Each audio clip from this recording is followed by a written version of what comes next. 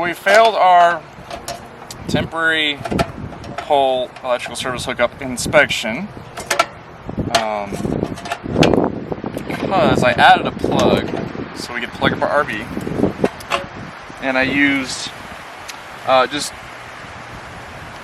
basic Romex, I guess, to feed inside our exterior conduit for our junction boxes. And that was what they flagged us for. So called the inspector, and he said we got to use a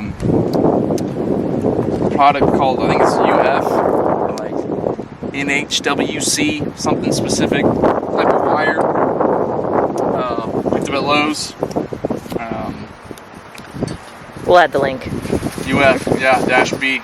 I don't know. I guess it's super ultra UV waterproof resistant. I'm not really sure. We're just kind of trusting them. So I'm going to take the whole situation down and rewire it with this stuff, and hopefully we can get it to pass.